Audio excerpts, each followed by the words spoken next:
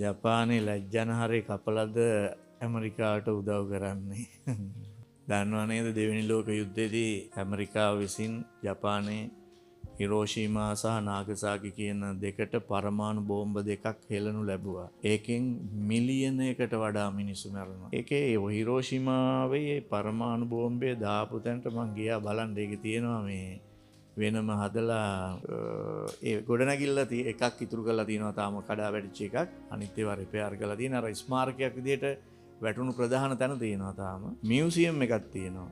අම්මෝ ඒක බලපුවාම ඒ කියන්නේ ඒ වෙලාවේ වෙච්ච හානිය තමයි ඒක පෙන්눔 කරන්නේ. හරි මාර දුක හිතෙනවා. ඒ කියන්නේ ඇමරිකාවට ඕනේ උනේ ජපානය පැරදුනාන් පස්සේ සම්පූර්ණයෙන්ම විනාශම කළා දාන්න. ජපානයේ සම්පූර්ණයෙන්ම විනාශ කරන්න තමයි හිරෝෂිමා නාගසාකි බෝම්බ දෙක දැම්මට පස්සේ සම්පූර්ණයෙන්ම ජපානය විනාශ කළා දානවා කියලා. තව බෝම්බ ටිකක් දාලා ප්ලැට්ම බිමටම සමතලා කරනවා කියලා. කියන්නේ ලෝක සිතියෙන් මකලා දානවා කියලා. ඊට කලින් තිබුණා සමුළුවක්. ජපානයේ සහමුලින් විනාශ කිරීමට පෙර තිබිච්ච සමුළුව. ආන්නේ සමුළුවට ගොඩක් රාජ්‍ය නායකයෝ සම්බන්ධ වුණා. එක රාජ්‍ය නායකයෙක් එයාගේ කතාවේදී ගාථාවකුත් කියලා නහි වේරේන වේරාණී කියලා වෛරයෙන් වෛරේ කවදාවත් සංසිඳෙන්නේ නැහැ කියලා ඇමරිකාව ෂේප් කළා ඇත්තම.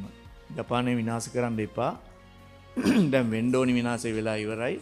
මේ මිනිසුන්ට ආපහු ජීවත් වෙන්න අවස්ථාව දෙන්න. පාලකයින්ට යුද්ධය ඕනේ උනේ සාමාන්‍ය මිනිස්සු මරලා විනාශ කරන්න එපා කියලා. අන්න එකෙන් ජපානයේ සම්පූර්ණයෙන් බිමට සමතලා කරන අදහස අයින් වුණා.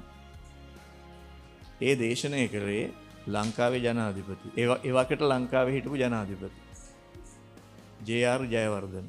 ඒ නිසා තීරණය කළ ඇමරිකාව මොනවා කරන්නේ නැහැ කියලාද? ජපානයේ සම්පූර්ණයෙන් සහමුලින් විනාශ කරන්නේ නැහැ. එතනින් නවත්තනවා කියලා. ජපානට නිදහස දුන්නා. අදටත් ජපානට ගියාම අපිට මාර විදියට සලකනවා. ශ්‍රී ලංකා කියපුවා. උන්ට ශ්‍රී ලංකා කියන්න බෑ. උන් කියන්නේ සූරී ලංකා කියලා කියන්නේ. හරිද? මාරම විදියට සලකනවා. කියන්නේ ඒගොල්ලෝ පිළිගන්නවා ජපානයක් අද ඉතිරි වෙලා තියෙන්නේ ලංකාව නිසා කියලා. හැබැයි ඊට පස්සේ ජපානයේ හැමතැනම ඇමරිකන් බේස් කඳවුරු පටන් ගත්තා. ඒතර ඇමරිකාවෙන් තමයි ඇත්තටම ජපානය කන්ට්‍රෝල් කළේ. ඒ නිසා අදටත් දැන් ජපානයට ඇමරිකාවට මොනවා කරන්න බැයිද කියන්නේ? ඔව් සහයෝගය නොදක්වා ඉන්න බෑ. ජපානයේ තියෙන්නේ ඇමරිකානු මොකද්ද? ඒ කියන්නේ ඇමරිකානු පාලනයක් තියෙන ජපානයේ ඇතුළට ගියාම තේරෙනවා ඒක. ඇමරිකාවට පක්ෂපාත පාලනයක් තමයි තියෙන්නේ.